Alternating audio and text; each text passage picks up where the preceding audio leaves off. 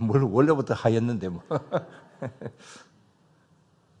이거 오후 예배 그 설교 준비를 뭐 전혀 생각지도 않았고, 그런데 이거 어떻게 하나 이런 생각을 하다가 뭐 전에부터 그 새롭게 하셔서 거기에 그 간증 하나가 참 좋아서 그래서 그걸 오후 예배 시간에 대신을 할까 그렇게 생각을 하다가 또 그건 아닌 것 같다라고 하는 그런 생각이 좀 들었고, 그럼 어떻게 해야 되나. 지금 이제 오후 예배는 또 우리 최 목사님 이 설교 제목과 본문을 보니까 큐티 교재 순서로 이렇게 하고 있어서, 그래서 그럼 마태복음을 보아야 되겠는데 뭐 설교 준비할 시간은 뭐 전혀 없고 어떻게 하나 하다가 그냥 고민하다가 집에 갔다가 와서 오전 예배 또 이렇게 예배 준비하는 거 마무리하고 오후 예배 다 마치고 난 다음에 이거 어떻게 하지 그러다가 에라 모르겠다 막 한 몇십 년 전에 한 설교를 한번 뽑아보자 그래가지고, 그래서 몇십 년 전에 했던 설교를 그냥 그대로 가져왔습니다. 물론 이렇게 좀 각색을 하고 그렇게 했습니다만 뭐 준비할 시간도 없고, 그래서 이제 여기 오후 예배 시간 들어오는데 우리 장군사님이 이렇게 최 목사님이 큐티를 하라 그러는데 간증을 준비했습니다 그러더라고요. 그래서 하시라고. 내가 준비한 것도 없고 그러니까 이렇게 좀 길게 하셔도 된다고 이렇게. 그래 이제 이야기를 하고 왔는데, 우리 권사님 이 간증하시는 그 내용이 오늘 여기 말씀을 드릴 내용하고 꼭 같아요. 그래서 또 이렇게 또 하나님 준비시키시는가라고 하는 그런 생각이 들어서 오늘 좀 말씀을 드리겠습니다. 이 제목이 치유되어야 할 신앙생활, 그런 제목인데 한 30여 년 전에 말씀을 드렸던 부분을 각색한 것이다. 다시 한번 말씀을 드리고요. 여러분, 우리 몸이 아프면 어디를 가야 됩니까? 우리 한국에서 제일 유명한 내과, 감기가 들었으면 어디로 가셔야 되겠습니까? 김한태 내과로 가십시오. 자, 가서 제일 먼저 이제 장로님에게 이야기를 해야 될 것이 뭡니까? 내가 어디가 아파서, 이런 이야기를 제일 먼저 해야죠. 그러면 아마 틀림없이 장로님이 또 몇 가지 더 물어보실 거예요. 또 현상이 어떠냐. 그런 다음에 이제 이 진찰을 하시겠죠. 그 다음에 이제 그 장로님이 진찰을 하신 다음에 어디가 불편한 것 같다, 이렇게 이제 진단 결과를 말씀을 하실 것이고, 약은 이런 약을 먹는 것이 좋겠다. 그 다음에 또 주사를 맞으라고 또 그렇게 하시기도 하겠죠. 아주 심한 병이면 이거 좀 더 큰 병원에 가야 되고 또 입원을 해야 된다, 이렇게 또 이야기를 하시기도 하겠죠. 당연한 일이겠습니다. 모두 다 그렇게 하죠. 자, 그러면 영적인 병이 들었을 때에 어떻게 해야 될 것인가? 우리 장군사님이 이렇게 자기 스스로가 영적인 병이다, 이렇게 이제 나중에 말씀을 하셨는데, 자, 이런 어떤 그냥 육신적인 병이 아니라 마음적으로나 또 그 다음에 영적인 어떤 이런 면으로 이게 문제가 있다 싶을 때는 어떻게 해야 되겠습니까? 제일 먼저 어디를 가야 되겠습니까? 어디를 가야 되겠습니까? 잘 안 들려요. 일단 교회를 오셔서 여러분들 기도하시겠죠? 또 조금 더 생각을 하신다면 저한테 와서, 목회자에게 와서 또 이렇게 또 상담도 하고 또 기도도 하고 이렇게도 할 수도 있겠죠. 자, 이런 면에서 우리가 육적인 병이나 영적인 병이나 우리가 일단 진단을 받아야 되는 것이고, 거기에 대해서 나름대로 어떤 처방전이 있어야 될 것이고, 또 이것을 어떻게 하면 치유를 할 수 있을 것인가 방법을 찾아야 될 것입니다. 자, 오늘 여기 말씀을 봅니다. 오늘 잘 하시는 말씀들이죠. 사실은 내일 새벽기도회에 이제 큐티할 새벽기도 말씀이기도 한데, 11장 28절 우리가 아주 잘 아는 말씀이죠. 다 같이 수고하고 무거운 짐진 자들아 다 내게로 오라. 내가 너희를 쉬게 하리라. 나는 마음이 온유하고 겸손하니 나의 멍에를 메고 내게 배우라. 그리하면 너희 마음이 쉼을 얻으리라. 그랬습니다. 자, 어떻게 보면 이 말씀은 마음의 병, 영적인 병이라고 이야기를 할 수가 있겠습니다. 자, 이런 병이 있으면 누구에게로 와라? 나에게로 와라. 누가 말씀하셨어요? 예수님께서 말씀하셨습니다. 그래서 나에게 쉼을 얻어라. 나에게 치료를 받아라. 이렇게 이제 예수님이 말씀을 하십니다. 근데 여러분, 이제 신앙생활 하신 지 오래되신 분들도 계시고, 뭐, 얼마 안 되는 분도 계시겠습니다만은, 정말 예수님의 말씀대로 우리가 예수님을 믿고 예수님에게 나아갔을 때에 우리의 이 어떤 영적인 병이, 마음의 병이 나음을 받습니까? 예, 받는 분들도 있고 그렇지 않는 분들도 있을 것입니다. 정말 예수님에게 나와서 나의 어떤 영적인 내 영혼의 어떤 이 병을 치유받았다라고 하는 사람보다도 그러지 않다고 이야기를 할 사람이 더 많을지도 모르겠습니다. 교회 다니면 좋을 줄로 생각을 했는데 교회에 와서 신앙생활을 하다 보니 오히려 더 마음에 부담이 되고 더 힘들어졌다. 이렇게 이야기를 할 분들도 있을 것입니다. 사실 좀 그렇죠. 우리가 그냥 예수님 안 믿고 이 세상에서 살아갈 때는 뭐 세상 법만 잘 지키며 살아가도 아주 훌륭한 사람이지 않습니까? 근데 이제 교회에 와서는 또 교회의 어떤 질서를 따라야 된다는 거죠. 또 교회법이 있으니까 교회법을 따라야 된다. 사실 여러분들 어떤 때는 주일날 굉장히 부담스럽죠. 특히 요즘 코로나 이 시절에 있어서는 교회 나오시는 것 자체가 굉장히 힘드시잖아요. 내가 예수님만 안 믿었으면 오늘 교회 나올 이유도 없잖아요.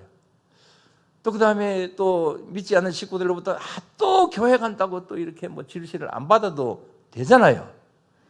교회 가는 교인들을 보고 저 무슨 짓 한다고 또 교회 가나 이렇게 이런 걸 비판해도 되잖아요. 그런데 우리가 이렇게 세상이 어렵다 보니까 교회 나오는 것도 더 힘들고, 그래서 전체적으로 본다고 한다면 우리 교회 다니는 것이 오히려 마음에 더 부담이 되고 더 스트레스가 될 수도 있습니다. 그래서 오늘 여기에 있는 이 말씀이 정말 수고하고 무거운 짐을 내려놓기 위해서 교회에 왔는데 오히려 더 짐을 진 것 같은 그런 느낌을 받을 때도 있는 거죠. 왜 그럴까요? 왜 그럴까요? 왜 쉼이 있다는데 왜 쉼이 없어요? 왜 영적인 병을 고치려고 왔는데 왜 고치지를 못할까요? 오늘 그 이유를 좀 한번 살펴보고자 합니다. 이유의 그 첫째는 여기 자신이 내가 영적인 어떤 병에 걸렸다, 이 사실을 모른다는 겁니다. 그래서 예수님 앞에 자신의 실체를 드러내지 않습니다. 자, 오늘 여기 본문의 말씀을 보면 여기 20절에서 24절까지 보면 예수님께서 어떤 지역의 사람들을 굉장히 비판을 하십니다. 자, 20절에서 22절까지 이렇게 말씀을 보면 맨 처음에 어디를 21절에 보면 화 있을진저 고라시나, 화 있을진저 벳세다야. 그 다음에 23절에 보면은 가버나우마. 이 세 곳을 굉장히 질타를 하십니다. 근데 참 아이러니하게도 예수님께서 공적인 생활을, 첫 공적 생활을 하실 때에 어디 가셔서 주로 활동을 하셨습니까? 가버나움에 가셔서, 갈릴리 지역에 가셔서 활동을 하셨습니다. 거기에 많은 이적 기사들이 일어났습니다. 베세다 그랬는데 베세다에서 무슨 일이 있었습니까? 베세다 들녘에서 떡 5개와 맞나요? 떡 5개, 물고기 2마리로 5,000명을 먹이신 대단한 역사가 일어나잖아요. 베세다 들녘입니다.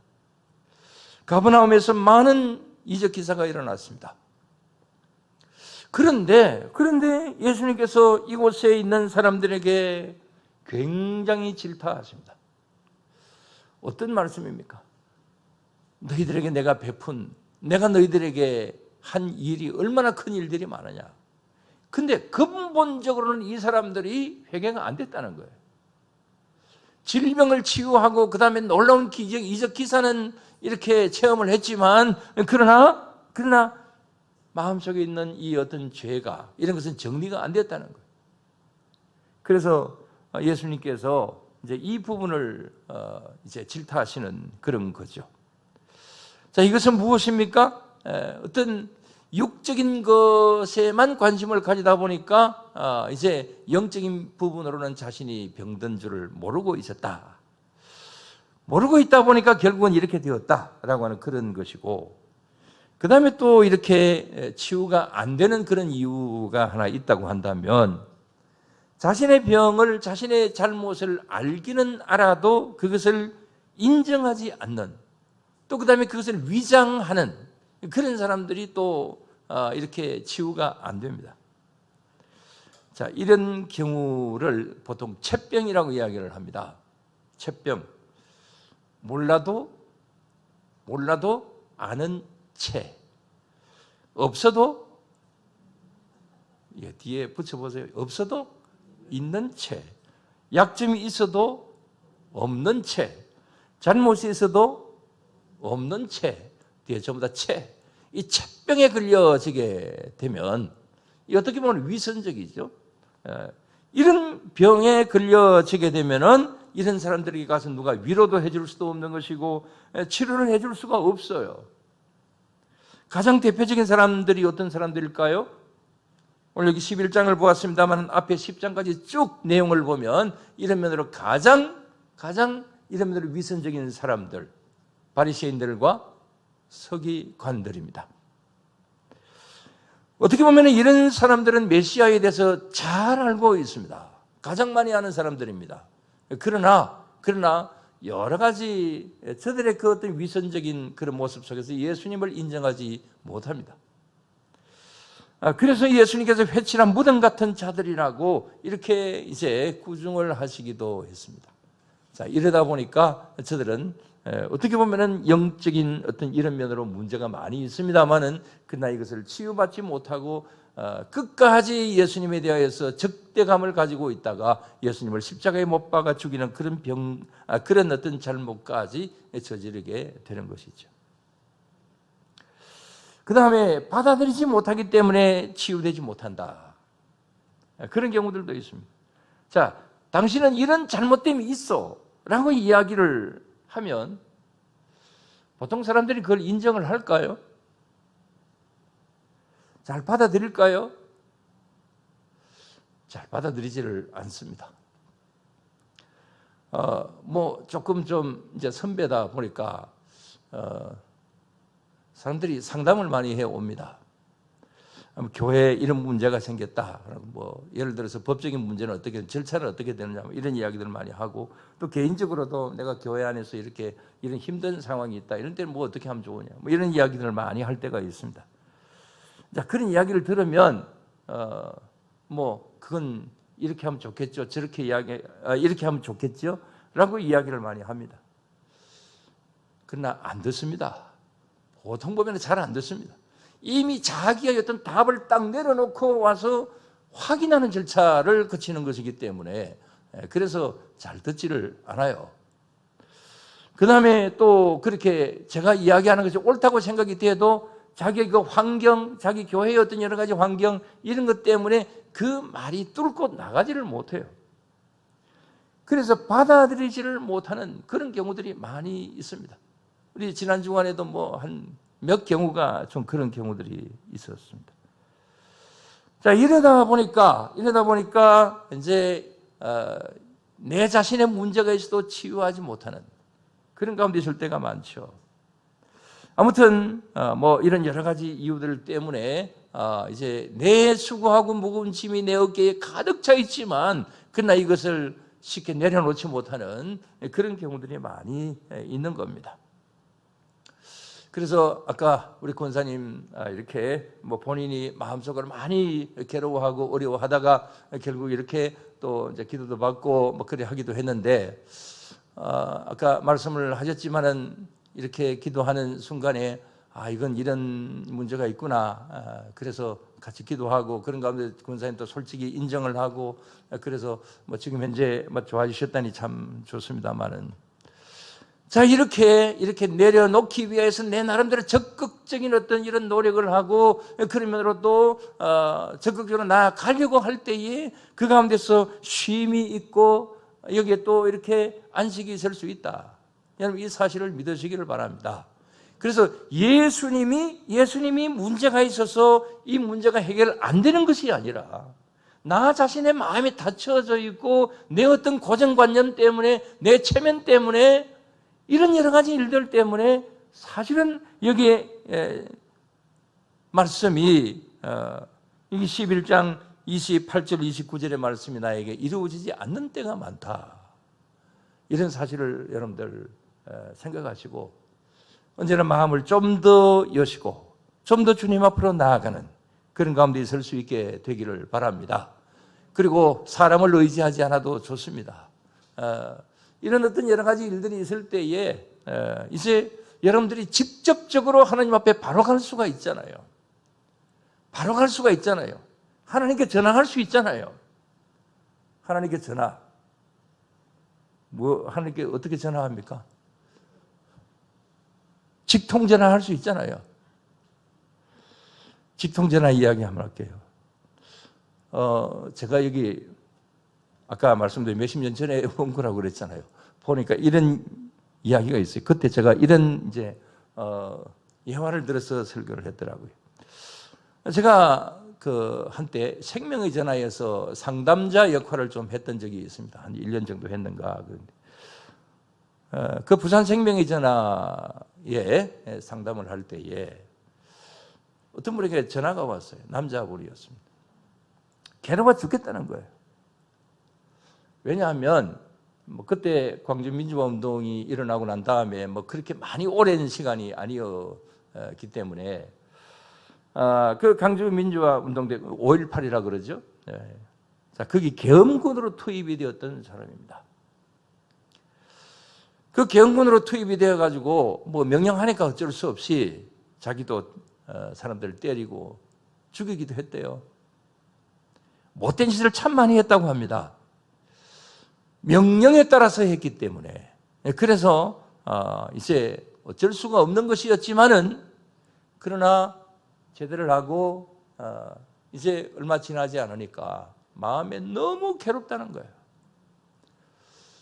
내가 그때에 5.18 그때에 내가 가서 이렇게 했다라고 하는 그런 이야기도 하지도 못하는 것이고 심지어 가족들에게도 이 이야기를 구체적으로 못하는 거예요. 그래서 너무 괴로워서 그래서 생명의 전화번호를 알고 이렇게 전화를 했다는 거예요. 생명의 전화는 누가 전화했는지 모르잖아요.